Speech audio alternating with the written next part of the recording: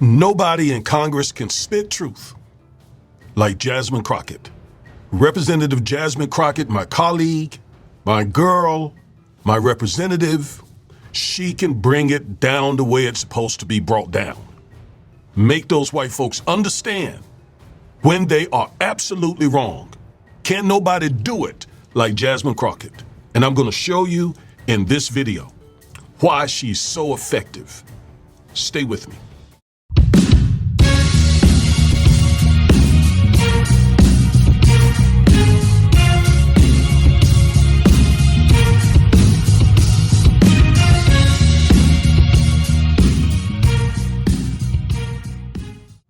Hello, everybody. I am civil rights attorney Augustus Corbett, one half of the Defiant Lawyers. Each and every week, we bring you at least one legal analysis of some trending story regarding politics, policies, personalities, or pop culture to empower you with the information you need to defy this unjust legal system and to nullify systemic racism. Now, before we get started, please go over to Amazon.com, grab a copy of my book, Education and Justice, if you have an African-American boy in public schools. You will learn the many ways that they mistreat African-American males and what you can do to help them. All right, so grab your copy. You can thank me later. All right, so we're going to go to this video without further delay and hear Representative Crockett. Here, we literally practice in the same courtrooms in Dallas County and Tarrant County and so forth, all around this DFW area. And she took the place of another very strong representative who passed not too long ago, the late Representative Eddie Bernice Johnson. So Jasmine took her place, and she is doing a fabulous job. Representative Crockett, if you hear this video, a big thanks from folks right here in your district. All right, so let's get into this. Here she is. Okay, Ms. Crockett. So many of you know that I practice law, but some of you don't realize that I actually was a business major out of Rhodes College in Memphis, Tennessee. And the emphasis that I got in my business degree was on finance. And as I traveled the country campaigning this election cycle, one of the things that I talked about was this idea that in finance, we always promote this idea of diversity. If you know anything about a portfolio, the one thing that you want to do is make sure that it's as diverse as possible, because at times certain stocks will perform better than others, and they will exemplify various strengths and weaknesses. And together, a diverse portfolio is usually what any good finance person would promote. They wouldn't promote that you solely invest in vanilla wafers, believing that that is going to be the strongest portfolio, but instead they may want to add some chocolate cake and some Twinkies into the mix to make sure that we have the best portfolio, because there will be different preferences by different people. And again, there will be different strengths. But as I sit here and I think about what we say and what I'm hearing as it relates to diversity when it comes to anything outside of making money, and to be clear, we are losing GDP every time we try to push back on this idea of diversity, because all of us bring something different to the table. But you consistently said over and over the word. All right, so that right there, I tell you, she just broke that down in very simple terms. In every other space, diversity is celebrated. When you're talking about, as she just said, when you're talking about your portfolio, you don't want all your apples in one basket, or you don't want all the apples in your basket to be the same, right?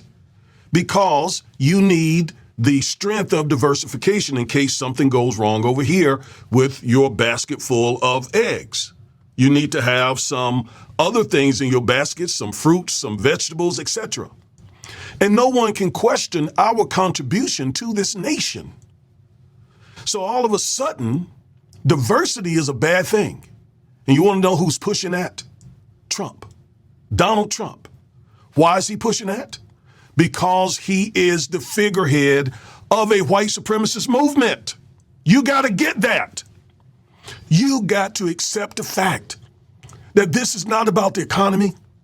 This is about white supremacy. That's what immigration is all about.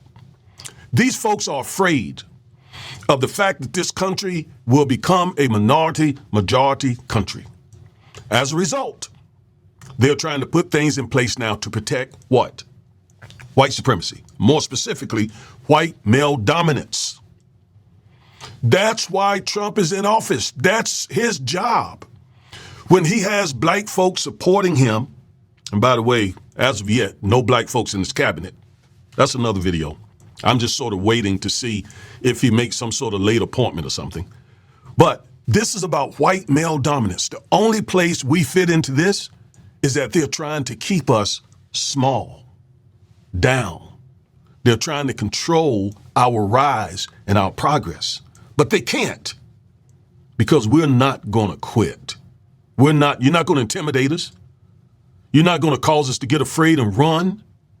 We're going to keep fighting. We're going to keep fighting despite your threats of retribution.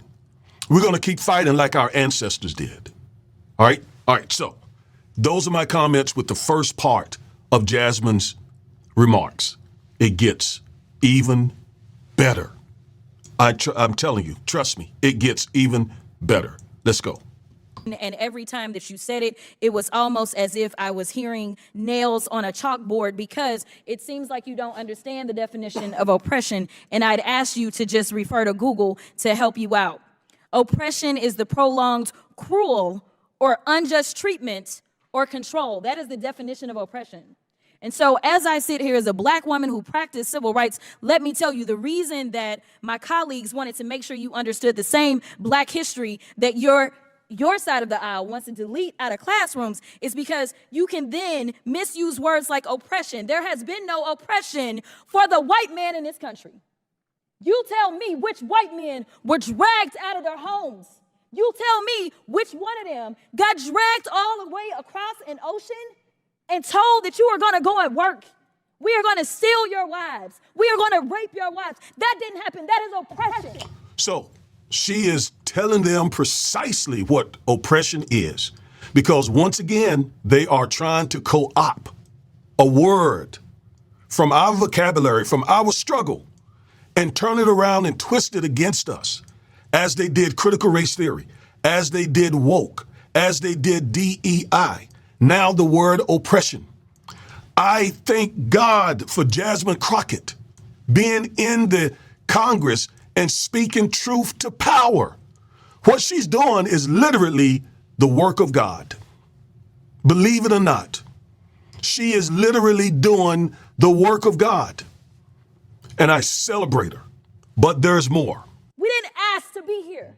We're not the same migrants that y'all constantly come up against. We didn't run away from home. We were stolen. So yeah, we are going to sit here and be offended when you want to sit here and act like, and don't let it escape you. And I can hear somebody saying, you weren't stolen, you were sold by other Africans. That's stupid. You want to know why? Because every one of those our African ancestors who were put on that boat, they were put on that boat against their wills. Whether other black Africans participated or not, we were yet stolen. We were stolen by Europeans, stolen against our will. You don't judge whether theft occurred based on someone who may have helped Europeans take us into slavery. You base it on the will of the victim. So miss me with this stuff about it was voluntarily done because other black Africans sold Africans into slavery. No, it was against my ancestors' will. All right, back to Jasmine. White men on this side of the aisle telling us, people of color on this side of the aisle, that y'all are the ones being oppressed, that y'all are the ones that are being harmed. That's not the definition of oppression. You tell me the prolonged, cruel, or unjust treatment. How is it that white men have been oppressed when white men own nearly all the wealth of this country? When white men have been nearly all the presidents of this country? When white men today are nearly all the CEOs of major 100, major 50, major 25, major 500 companies in this country? How is it that white men have ever been oppressed when they are the leaders of the major universities, when they are the leaders of everything? There has been no oppression of white men, like Jasmine is saying, yet they're taking that word and twisting it. You know why? Because, again, they are pushing forward a white supremacist agenda. What is that agenda? Project 2025 and Agenda 47 and the GOP platform. Why don't every African American get that through his or her thick skull and stop helping these people, these pro-black imposters, implement this white supremacist agenda? Jasmine got more to say.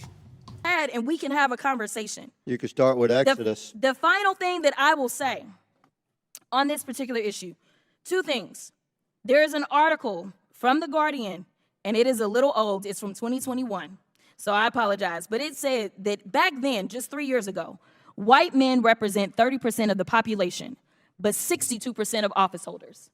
These are the issues that we are constantly looking at and recognizing and trying to say, is this just?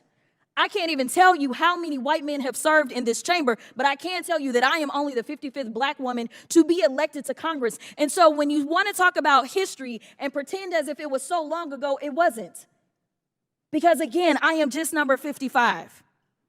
Finally, when we start to talk about what do these numbers do as we're trying to say that diversity, equity, and inclusion is the problem, the reality is that when it comes to financial performance, companies with more diverse workforces are more likely to outperform their competitors. Companies in the top quartile for racial diversity are 35% more likely to outperform their peers on profitability. Companies with diverse executive teams are 25% more likely to generate greater profits. Diverse companies earn 2.5 times higher cash flow per employee. Diversity works.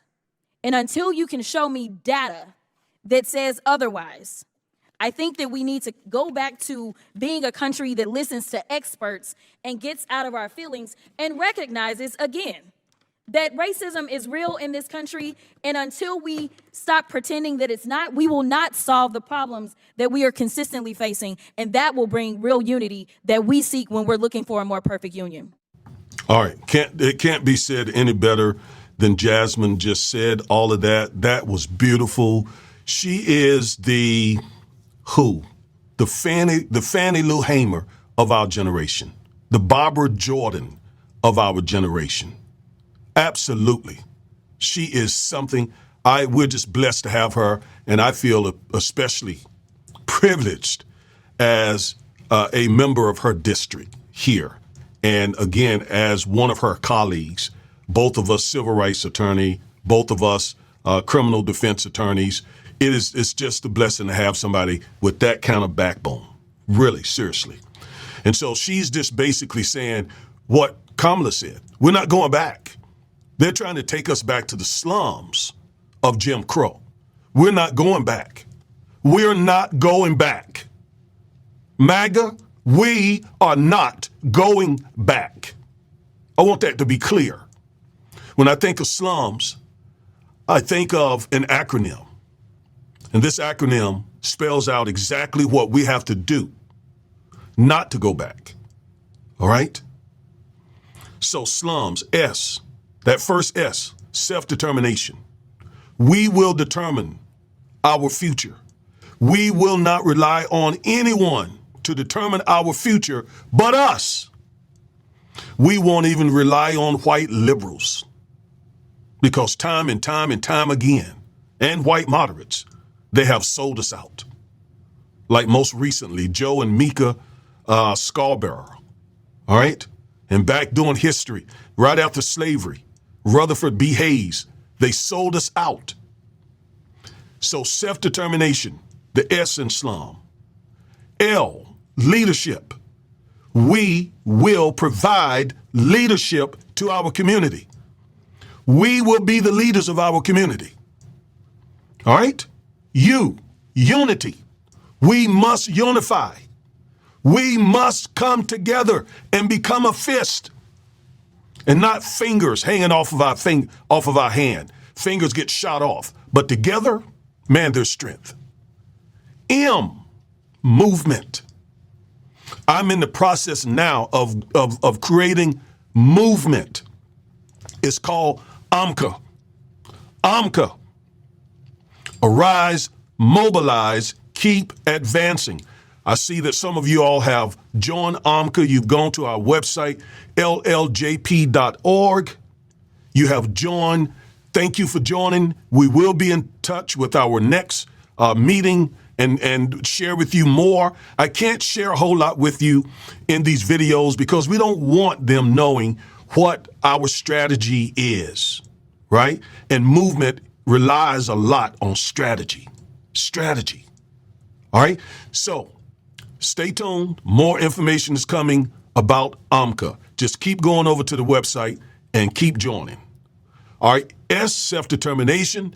L, leadership. U, unity. M, movement. And that last S, sacrifice. It's going to take a sacrifice for us. It's going to take a sacrifice of time, a sacrifice of convenience, a sacrifice of finances for this movement to develop and bring about change.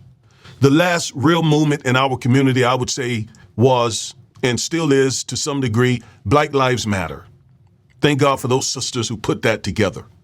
Okay, was it perfect? No, no movement is. Movements are messy and so on. No movement is perfect, but we must have movement. We must have a movement so that we're not just reacting to what these people do, but we have 5-year plans, 2-year plans, 10-year plans, 15, 20, 30, 40, 50-year objectives so that they're reacting to us.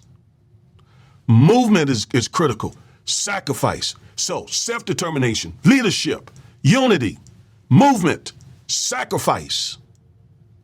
That's what it's going to take for us to defeat Project 2025. And I've never been more encouraged. I've never been more encouraged in all my life. We had a recent subscriber to say that they were clocking out after Trump won. It was just too much for them. Let me tell you something. That is the absolute wrong, worst attitude you can have. Sure, go get refreshed, take a break, go to the beach, do what you got to do to get your mind together, but then get back in this fight. Get back in this fight. We don't have any time to waste. While we're doing, losing strength and so on, they're implementing Project 2025. Despite Trump lying and saying he didn't know anything about it, they're implementing Project 2025. We got to fight back. We got to fight back. AMCA. AMCA. AMCA. Arise. Mobilize. Keep advancing.